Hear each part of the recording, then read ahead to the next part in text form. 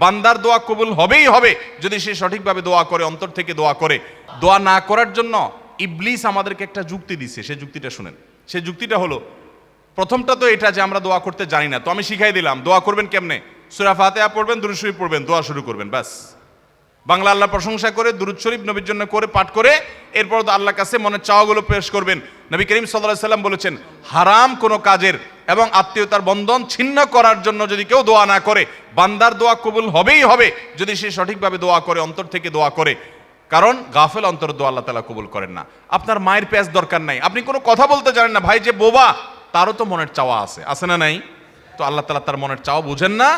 আল্লাহ রাব্বুল আলামিন সব কিছু টের পান। অতএব আপনি অনেক সাজানো গোছানো কথা বলতে পারছেন না, কোনো দরকার নাই। আপনি যা পারেন তা বলেন, কিছু বলতে পারছেন না, শুধু চোখের পানি বলেন এবং মনের আকুতিগুলো মনে মনে বলেন, আল্লাহ তাআলা সেটা পর্যন্ত শুনতে পান।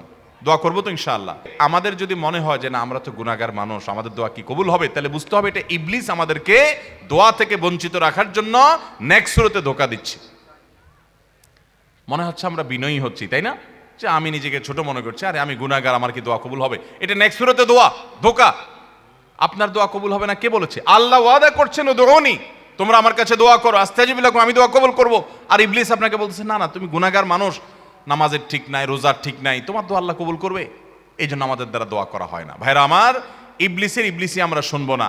দোয়ার মাধ্যমে বান্দা লাভবান হয়, লাভবান হয়, লাভবান হয়। বান্দা যদি দোয়া করে সেটা তিন ভাবে কবুল হয়। কয়ভাবে কবুল হয়? তিন ভাবে। দোয়া যদি শর্ত পূরণ করে আপনি করতে পারেন, মিস হবে না। হালাল উপার্জনকারী দোয়া কবুল হয়, হারাম দিয়া দেহ গঠন হলে দোয়া কবুল হয় না। দোয়া কবুলের মূল শর্তই সেটা। এরপর দোয়া কবুলের শর্ত হলো যে সালাত সালাম পেশ করবেন নবী করিম সাল্লাল্লাহু আলাইহি ওয়াসাল্লামের প্রতি, আল্লাহর প্রশংসা নিবেদন করবেন। এর মাধ্যমে দোয়া করলে দোয়া কবুল হবে। ভাইরা আমার, আপনি যদি দোয়া করেন, নাম্বার এক, যা চাইছেন আল্লাহ তা আপনাকে দিবেন, এটা হলো দোয়া কবুলের একটা পদ্ধতি। চাইছেন একটা, আল্লাহ দিয়েছেন আরেকটা, সেটাও দোয়া কবুলের পদ্ধতি। আপনি মনে করতেছেন যে আমার এই মুহূর্তে পানি হইলে মনে হয় লাভ হবে, আল্লাহ তাআলা আপনাকে হয়তো পানি না দিয়ে আরেকটা দিয়েছেন যেটা আপনার এর চেয়ে বেশি ইম্পর্টেন্ট, আপনি নিজে জানেনও না সেটা। তো দোয়াটা সেভাবেও কবুল হয় যে আমি যা চাইছি তা হয় নাই, কিন্তু অন্য কিছু হয়েছে যা আমি চাই নাই, এটা দোয়ার মাধ্যমে হয়। তৃতীয়ত, বান্দার দোয়া কখনো কখনো আল্লাহ দুনিয়াতে কিছুই দেন না দোয়ার বিনিময়। আল্লাহর কাছে চাইছে, আল্লাহ এটা দেন, আল্লাহ দেয় নাই, কিন্তু আখিরাতে আল্লাহ তাআলা তার জন্য সওয়াব রেখে দিয়েছেন। কারণ দোয়া বান্দার বৃথা যায় না।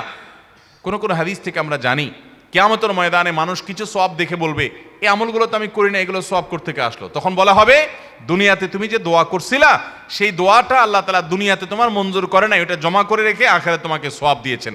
তখন সে বলবে, ইস, আমার দুনিয়ার সব দোয়া যদি না মঞ্জুর হয়ে সবগুলোর বিনিময় যদি আখিরাতে অনন্তকালের জন্য পেয়ে যেতাম, কতই না ভালো হতো। দুনিয়ার জীবন তো সংক্ষিপ্ত ছিল, এখানে তো অনন্ত অসীমকাল ভোগ করব। অতএব দোয়া করবো তো ইনশাআল্লাহ।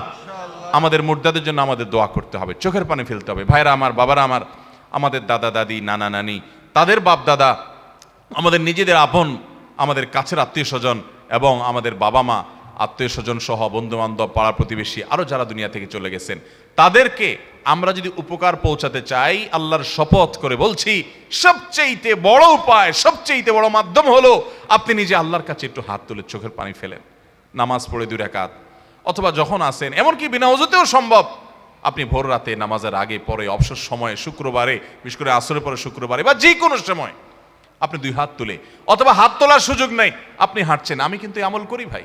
আমার বাবা দুনিয়া থেকে চলে গেছেন, গভীর রাতে মাহফিল শেষ করে বাসায় যাই, হঠাৎ বাবার কথা মনে পড়ে, আর সাথে সাথে আল্লাহর সাথে কথা বলা শুরু করে দেয়। আল্লাহ, আমার আব্বাজান আজকে বেঁচে থাকলে কত আমল করার চেষ্টা করতেন, কোনোদিন দেখি নেই আমার আব্বাজান রহমতুল্লাহ আলাইকে জীবনে একটা দিনও দেখি নাই যে কোরআন তেলাওয়াত ছাড়া তার দিনটা কেটেছে, কোনোদিন দেখি নাই। কোরআন তেলাওয়াত কোনোদিন করতে পারেন নাই সারাদিন ব্যস্ততার কারণে, রাতে এসেছেন বাসায়, অস্থির হয়ে গেছেন, আমার কোরআন তেলাওয়াতটা করতে হবে। আমল কখনো ছাড়েন নাই। আল্লাহ, আজকে আর তিনি এগুলো কিছুই করতে পারছেন না, তার আমলের দুয়ার বন্ধ হয়ে গেছে চিরতরে। মালিক, তাহলে যেটা বলছিলাম, মানুষের মৃত্যুর পর মৃত মানুষের জন্য জীবিতরা সবচেয়ে বেশি যে করণীয়টা তাদের, সেটা হল দোয়া। বেশি বেশি দোয়া, উঠতে বসতে, চলতে ফিরতে, শুইতে খাইতে, এমনকি অজু অবস্থায়, বিনা অজু অবস্থায় হাত তুলে, হাত তোলা ছাড়া একাকী যখন আছেন, মনে মনে আল্লাহর সাথে কথা বলা শুরু করবেন। আল্লাহ, আমার এই প্রিয় মানুষটা দুনিয়া থেকে গেলেন, আমার এই আপন মানুষটা চলে গেছেন, আল্লাহ আপনি ছাড়া তার কেউ নাই, আল্লাহ আপনি তার প্রতি রহম করেন। মন খুলে দোয়া করব। এই দোয়া মুর্দার জন্য কি পরিমাণ উপকার হয় ইবনে মাজার যে হাদিসটা আমি শুনিয়েছি সেখান থেকে আমরা জানলাম। আল্লাহ আমাদেরকে আমল করার তৌফিক দান করুন। মৃত ব্যক্তির জন্য আর কি করতে পারি আমরা? আমি দীর্ঘ আলোচনা যাব না, কারণ অনেক সময় হয়ে গেছে। মৃত ব্যক্তির জন্য আমরা আরো যা করতে পারি সেটা হলো সাদাকা, দান, তার তরফ থেকে দান করতে পারি। এটা অনেক বেশি উপকারী তার জন্য।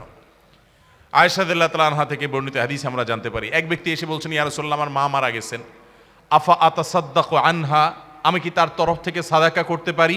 নবীজি সাল্লাল্লাহু আলাইহি ওয়াসাল্লাম তখন বলেছেন, নাম, হ্যাঁ, তুমি তোমার বাবা, তোমার মায়ের তরফ থেকে তুমি সাদাকা করতে পারো। এক সাহাবী তার মায়ের তরফ থেকে না বাবার তরফ থেকে যেন একটা কুয়ার পানি, তখন পানি পান করা মরুভূমিতে, এখনো এটা অনেক বড় একটা ব্যাপার, কাউকে পানি পান করানো, পানি পাওয়া যায় না যেখানে সেখানে, তিনি গোটা কুয়া দান করে দিয়েছেন যে মানুষ পানি পান করুক আল্লাহর জন্য, সওয়াবযুক্ত হোক আমার মায়ের আমল নামায়। এই জন্য আমাদের মৃত আত্মীয় স্বজনদের জন্য আমাদের দোয়ার পরে সবচেয়ে বড় এবং মূল করণীয় হলো দোয়া। এর পাশাপাশি আমাদের যে কাজটি করা উচিত এবং এটা তাদের উপকারে আসবে সেটা হলো তাদের জন্য সাদাকা করা ভাই। এবং এই সাদাকায় নাম ফুটানোর নিয়ত করবেন না। মসজিদে 10 ব্যাগ সিমেন্ট দিচ্ছেন আর 5 বার নাম লেখে লিখে দিচ্ছেন যেন আপনার নাম ঘোষণা হয়, তাহলে সেটা সওয়াবের আশা আপনি রাখিয়েন না। আপনি দান করবেন কার কাছ থেকে? সওয়াবের আশায়। ওই মসজিদের লোকজন জানবে, কমিটির লোকজন জানবে, মুসল্লিরা জানবে, মাহফিলে 10,000 টাকা দিয়া হুজুরকে দিয়া ঘোষণা করে আমার হাবা নিয়েছেন, সবাই জানলো, এসব নিয়ত যদি থাকে তাহলে সেক্ষেত্রে এটা সওয়াব তো পাবেনই না, বরং লৌকিকতার কারণে, শিরকে আসগার, রিয়ার কারণে শিরকে আসগারের গুনাহ হতে পারে। এই জন্য ভাইরা, আমাদের মৃত ব্যক্তিদের জন্য আমরা দান সাদাকা করব। দান করা মানে এই না যে আপনাকে লাখ লাখ কোটি কোটি টাকা দান করতে হবে। আপনি গরিব মানুষ, আপনি 10 টাকা দেন, 5 টাকা দেন, আপনি অল্প টাকা দেন।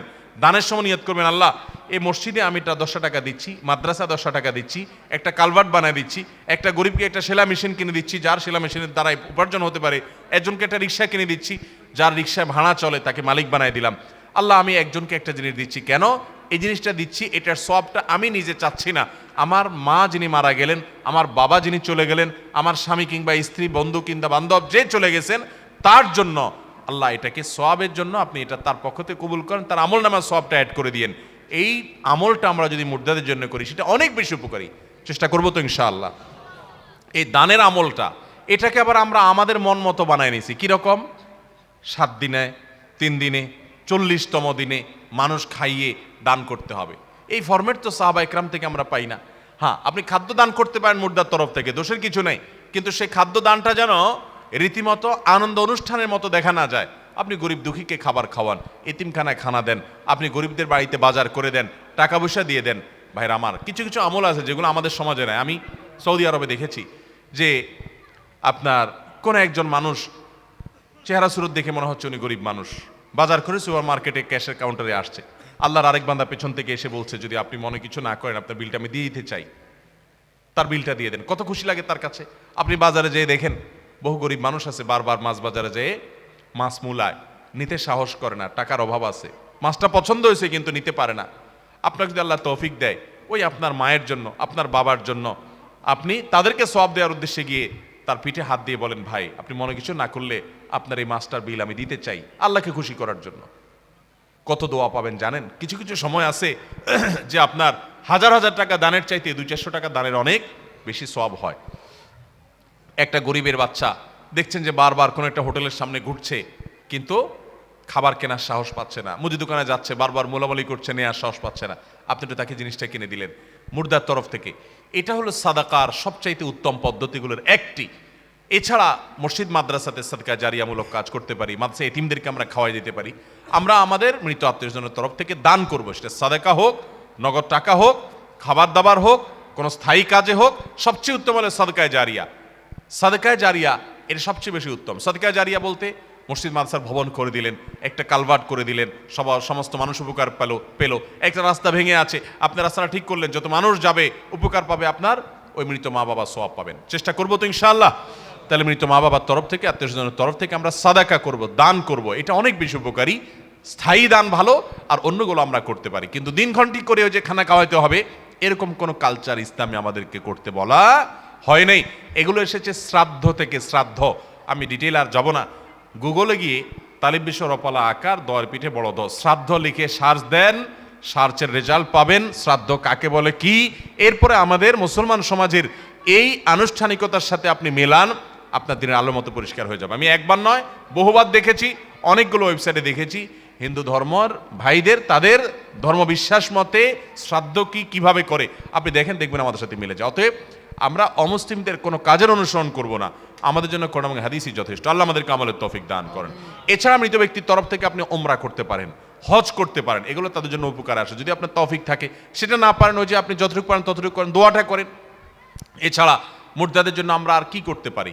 অনেক ওলামায়ে মধ্যে এখানে মত পার্থক্য আছে যে অন্য সব আমলই তাদের পক্ষ থেকে আমরা পৌঁছাতে পারি কিনা। যেমন কোরআনে কারীমে পড়ে তেলাওয়াতটা তাদের জন্য সওয়াব বকশিশ করলাম, সিয়াম তাদের পক্ষ থেকে রাখার কথা হাদিসে আছে, তারপরে নামাজ পড়ে আমি এটা সওয়াবটা তাদের জন্য বকশিশ করলাম, এটাও জায়েজ আছে। তবে অনেক আমাকে সেখানে ভিন্ন মত পোষণ করেন।